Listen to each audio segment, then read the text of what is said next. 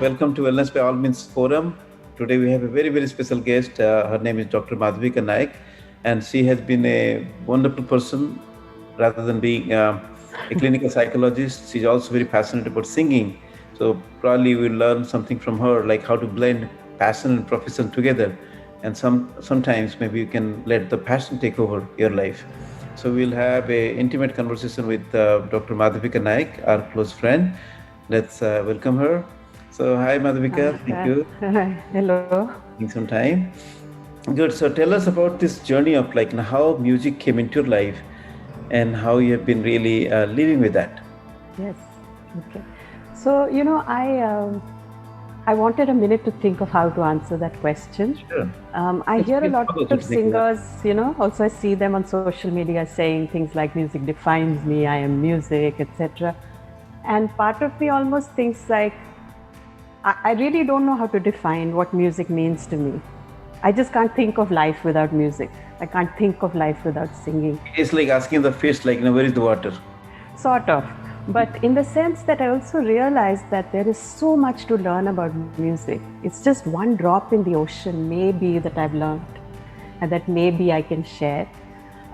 So it's sort of like I just want to be in that ocean, as you're saying, right, and just feel the water, because there is still so much to do.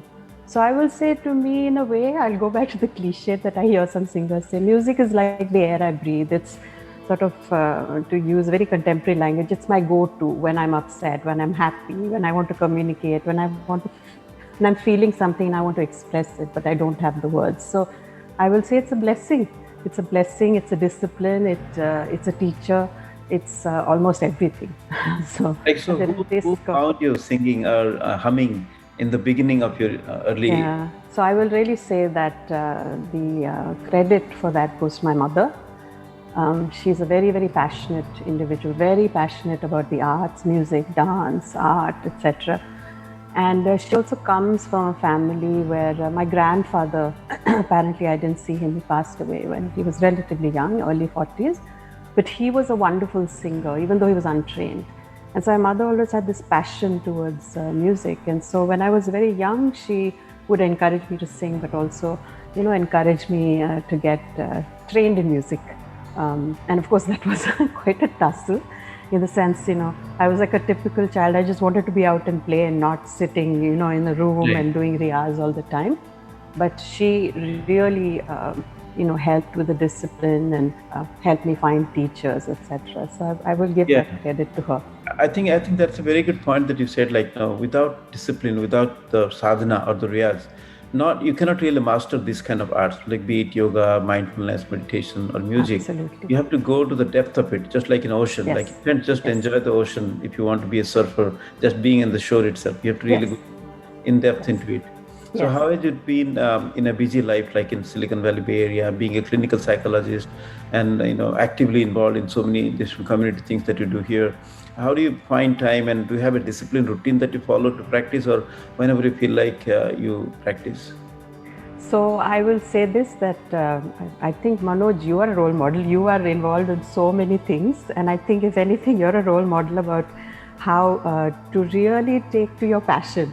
You had a career in Silicon Valley that you sort of, and correct me if I'm wrong, you gave it up, you took a risk, and you went into this healing profession, teaching yoga and mindfulness, etc., at the risk of just leaving a sort of a risk-free source of income, so to speak. So I think I think that many of us should look up to you. So in some senses, I will admit that through my life, I've had this approach avoidance thing myself, looking at singing as a passion, hobby, and of course I can't, make this a profession. So as you mentioned, I'm a clinical psychologist by training. And so I sort of went into that as something I really enjoyed doing, because I like interacting with people, I like helping people. And although I grew up, with families of doctors around, my father's a very well-renowned physician in India. I didn't want to be a doctor because I didn't want to be something everybody around me was doing, but I like to help people. So, but despite that, this thing about singing was something that I wanted to do all the time, and that really makes me feel alive, I will say. I mean, I think being a clinical psychologist also does, but in the recent past, I will say, and I think maybe again, I want to mention you're being an inspiration. I've cut back a little bit on work for many reasons so that I can spend more time in my passion. Because I was finding otherwise that, I would sing maybe at the temple or maybe somebody invited me to sing, but I wasn't able to do a lot because there was so much else going on. I had a research job earlier that kept me on my toes. So I made a, sort of conscious decision that no, I will do more music. And then the more I started doing it, the more the appeal was there. So the more I started doing. So now coming to Riyaz, for any singer, it is very important to do Riyaz every day because the voice is a muscle. Our vocal cords basically are muscles, and practicing makes perfect. So just like in yoga or in dance or in art, you sort of have to do it. So I will tell you that I would like to have a very fixed Riyaz schedule. I will admit that I'm not able to, but because of many pressures in life, etc., things to do. But I somehow always find time to do something music related. So even if it isn't sitting and doing Riyaz, when I'm doing vocal exercises for half an hour, 1 hour, whatever, which is ideal, if I'm not able to do that, I sort of sing in my head, if that makes sense. I listen to a new song. I watch an interview with an artist. I will listen to, we're so lucky to have access to the internet because it opens up a whole world to us. So I've discovered many artists online in the past year, and more so in the past 6 months as everybody's online. I found other artists to follow and be inspired by. So I think maybe this will sound like an exaggeration, but it's true. There's always something going on in my head, some sort of tune going on in my head. There are days when not, but more often than not. So when I walk, I listen to music. So I walk every day, I listen to music. And what I try to do, other than actually, practicing vocally, is just finding new things that challenge me. So it might be, an old composition that my guru had taught me that I never mastered in a rag that I hadn't practiced enough. I might go back to that and try to find a new facet in it. So always trying to raise the bar in some senses is my sense of Riyaz. But I will say this, for any singer, Riyaz is very, very, very important. I feel very envious of people who are very disciplined and are able to do that despite pressure. So, we're all on social media. I'm friends with a lot of singers on Facebook, for instance, and I see some of them post their daily Riyaz videos, and it inspires me.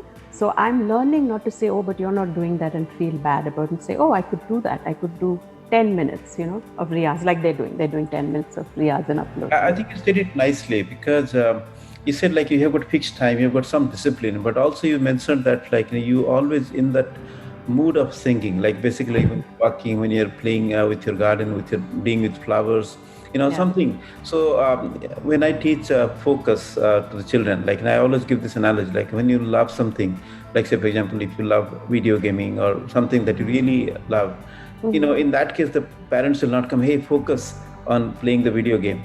It doesn't happen like that because you are in so much of love with that, the focus is already part of that. Yeah. So likewise, so when you are in love with music or anything for that matter, discipline also is a part of that because you are not doing it for discipline, but you are doing it in discipline. Like we said, like don't do anything for pleasure, do it everything in pleasure. Yes. So likewise, I think discipline becomes a part and parcel of it because you never know. There is no clear-cut difference between whether music brings discipline or discipline brings music. I think both go hand in hand because you love that doing. So when we are in love with life, I think we become more disciplined because you have to go with the flow, right? Yes. The time is also a concept. The discipline is also a concept of mind. So when you are out of your mind to go into your heart, say for example, like, thinking and feeling are two different things. So when you think and feel, and then particularly like, when you talk about mindfulness also, you have to be present, you have to be non-judgmental, non-reactive, you have to be curious, you have to pay attention to everything. I believe music will require everything. Unless you become mindful, unless you become soulful, unless you become heartful, you can't be a good singer. Yes. Do you agree? Yeah, absolutely. And coming back to mindfulness, I also wanted to share, when you had told me, asked me if we should have this conversation initially, as I shared with you before our call, I was like, I don't know what I'm going to say that Manoj has already said beautifully. But I remember my guru telling me that music, he used to say, Sangeet bhi yog hai. So music is also a form of yoga in that it requires focus.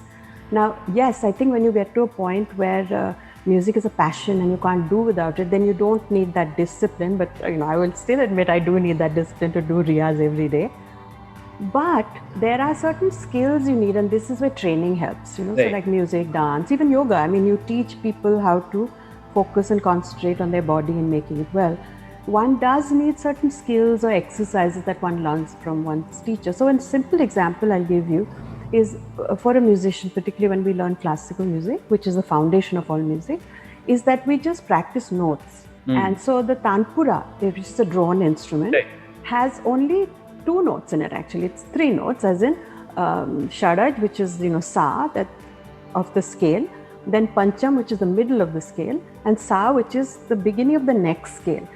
And what we do, and this is a beautiful memory I have from childhood, we didn't have electronic tanpuras, we had the actual tanpura, and they used to be quite big. And so it has, a bottom piece that's round and it has a tumbi. And I have this memory of leaning against, my ear against the tanpura, and my guru would say, just imagine you're becoming one with the tanpura. Your voice should become one with the tanpura.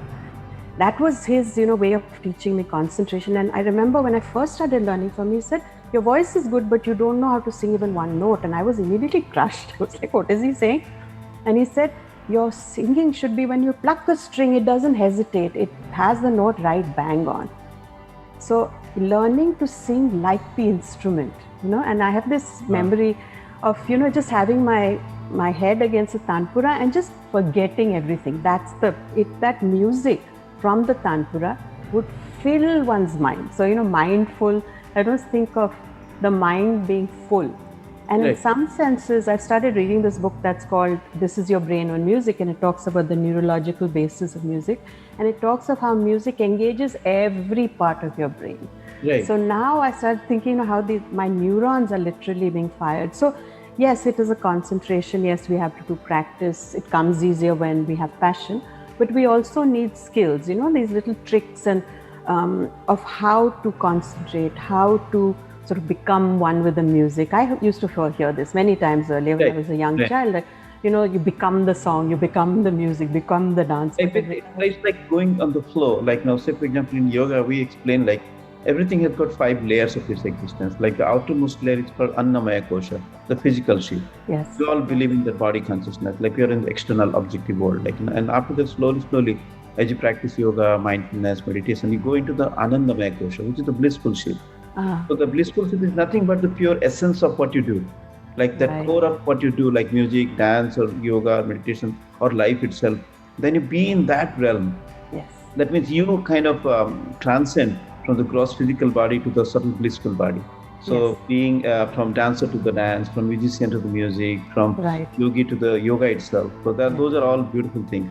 I think coming back to the different tal or different sur or different the vibration, that is also a very important thing. As you said, like when you sing in a particular tune, like giving the example of tanpura, how the neurons get activated. I think that's also a similar concept that we yogis also practice. Yes. We call it a sound resonance technique. So basically, about everything in this whole cosmos is a vibration only, right? So and in our body itself, again, giving an example of tanpura, like an instrument, the body is a yantra. It's a vehicle the universe is made. So the lower part of the body resonates with an ah sound. The middle part of the body resonates with an oo sound. The brain or the upper part resonates with an humming sound. So when you do the om or all the different sounds in different ways, so sometimes the frequency, natural frequency of our body parts resonate with the frequency of the sounds. So when the resonance happens, the amplitude becomes double, and then, at the cellular level, you feel deep relaxation. So that takes you to the samadhi state. Yes. Same thing like music also. So from that point of view, I wanted to also talk about that, like, because you came from a medical doctor's family, and Mosa, like he's such a famous doctor. So I believe you could not be a physical doctor, you became a psychological doctor. But also I think you, being a singer, you playing so much of passion to the singing itself, it's a soul doctor, because if you look at all these different ragas and humming sounds, and all these are healing in nature. So, yes, absolutely. Rags have a lot of healing properties. I would say in my practice, I think just learning to really again sort of become in tune with the individual you're working with.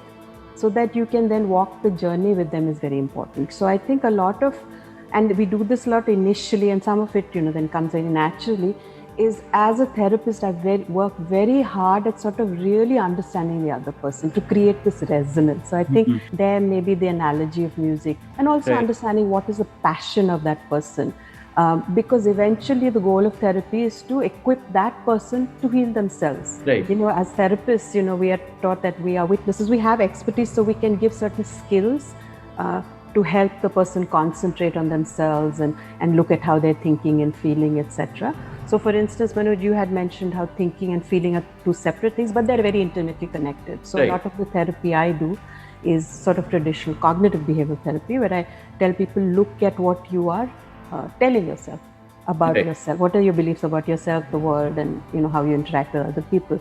And that also in some senses is like meditating, And again, I might be wrong and I always say this, you'll have a better way of saying it.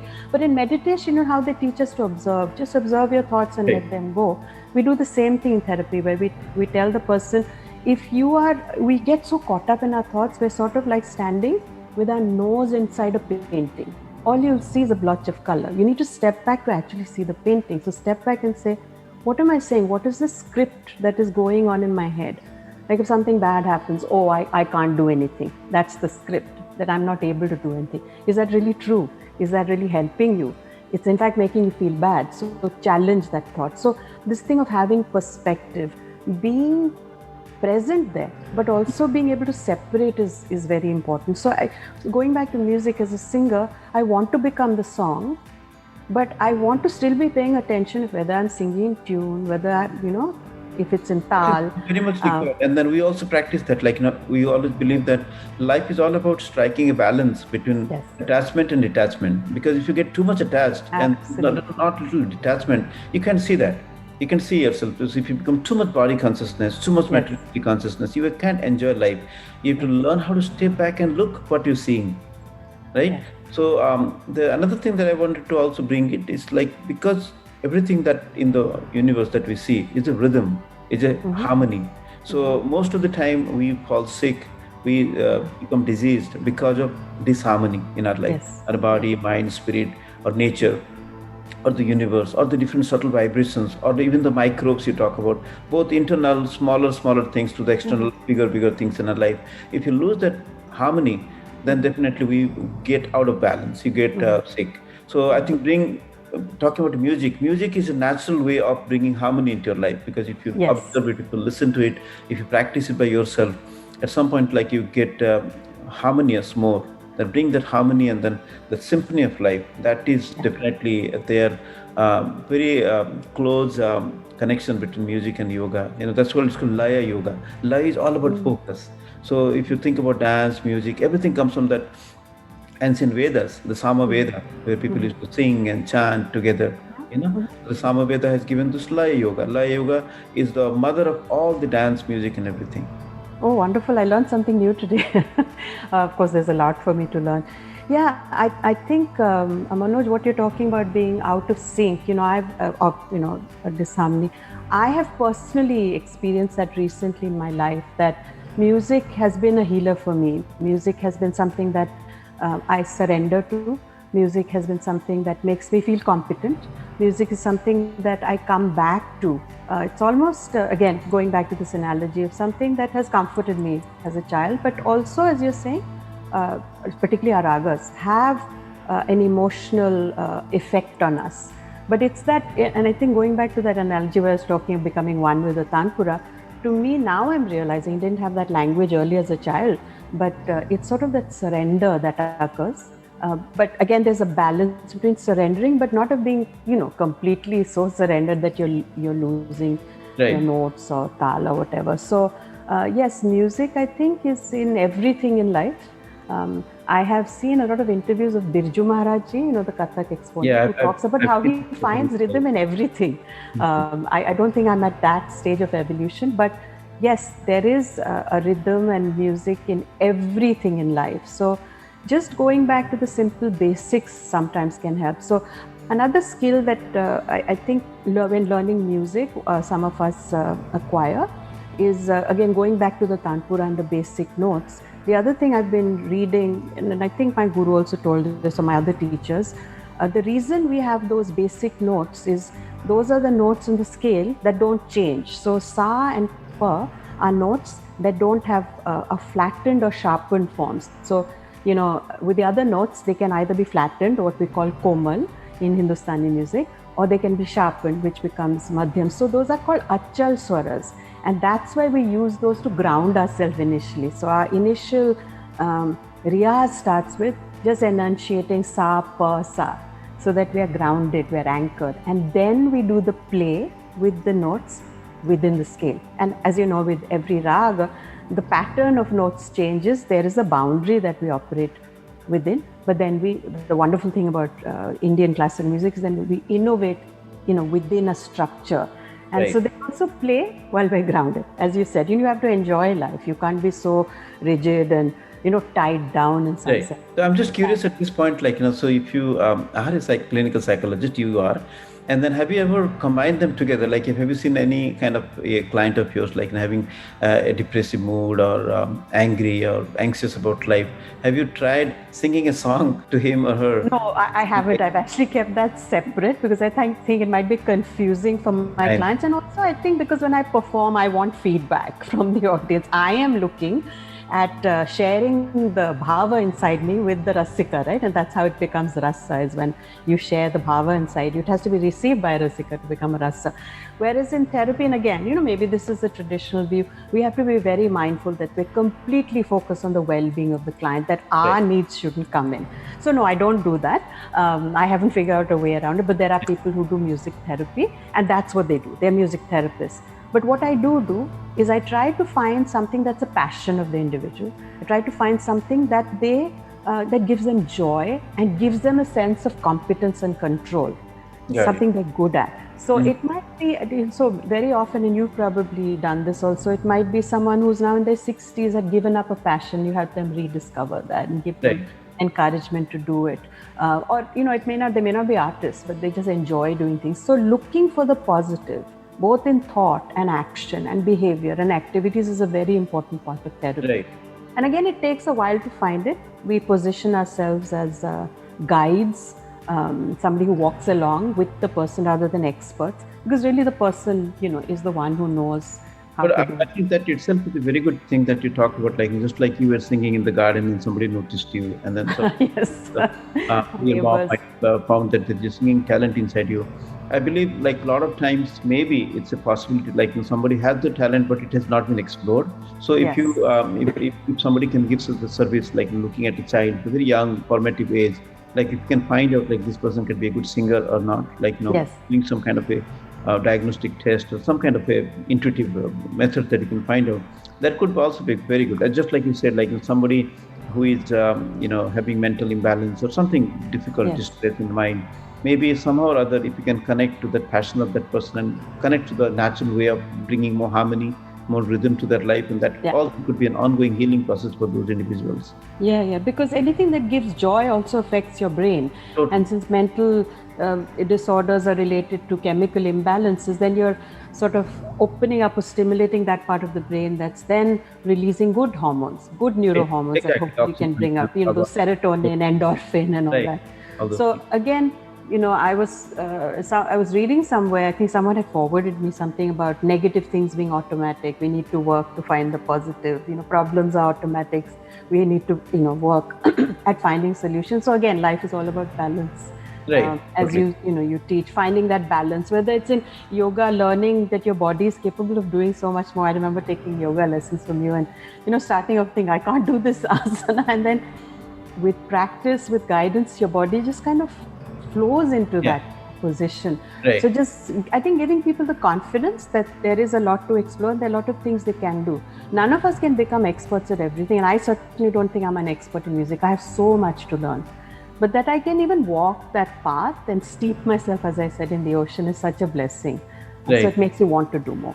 One of the things that people say, when you think about our body, our body is made up of 70 trillions of cells, every cell has their own mind of their own. So we call it corporeal mind. So for example, for a musician, somebody is a very famous guitarist or pianist, the way that they practice, the way they discipline themselves, sometimes the whole composition of the brain or the every structure that gets even to the fingertip level, like the Yes. corporeal mind of every cell in your fingertips, they know exactly how to play around when the instrument is in the contact. Basically, the whole consciousness gets kind of cloned into every cell, and then the whole body becomes very instrumental in terms of singing. So, from that point of view, have you ever experienced, like, by just being in a place, you start feeling singing because the whole body tells you, like, it's the right moment to sing. That's how the body will express by itself. Yeah. I will tell you, I haven't had that experience recently, but when I was in school and college, sometimes I would have to stop myself from singing, like on the school bus, because when you're young, your friends tease you, and young people can be quite cruel. So I was already the singer in school, so to speak. But I had many moments where just something will trigger a feeling or a word or something. The thing about vocal music, unlike instrumental music, is also we have access to all this language, beautiful language and poetry. So yes, absolutely. And it's a very, very joyful experience, and it's about surrender and this is something that I'm learning. It's still a process for me, not to constantly evaluate myself. So learning to practice where it's okay if I didn't hit that note right, or my breath didn't last as long. That's also an important part. I think learning to be non-judgmental, so you can push yourself in terms of music, because the minute the judgment comes in, then you're closing the universe of your experiences, you're saying. Because as you were saying with the fearness, those motor neurons and fire that doubt into your head, and it slows. So that's also a very important thing, and that's what surrender is about. Not judging yourself. Very good. I think we should do definitely more research about, like, how the neuroplasticity and the music are together related, like how people have made different groups because the past experience and past practices, different addictions has happened. Maybe there could be a music therapy, or sometimes you just listen to somebody. I think mentioned about it. A very 13 or 14-year-old child, she experimented the benefit of Om sound itself, and how it really has a very important aspect of changing the brain thinking pattern. So probably in those lines, there has to be more research about that. Yes. Anyway, we don't have a lot of time today. Thank you very much for your time. Thank you so much. I really enjoyed this conversation. Like, Madhavika has got a beautiful YouTube channel. It's called Madhavika Sings, and you should definitely like that, subscribe to her. And thank you so much, Manoj. Keep listening to her, because I would have requested you to sing a song for us right now, but since we don't have time, I would rather direct them to your YouTube channel. Yes, so that please. The song. Please. Thank you so much. And then I would love to see you again. And then we can also talk about, your latest interest of, like, in finding certain amount of song that is good for the Vedic astrology, and then how the planets can be moved with the music. We'll talk about that next Absolutely. Whatever little I know, I'm happy to share. Namaste. Namaskar. Bye.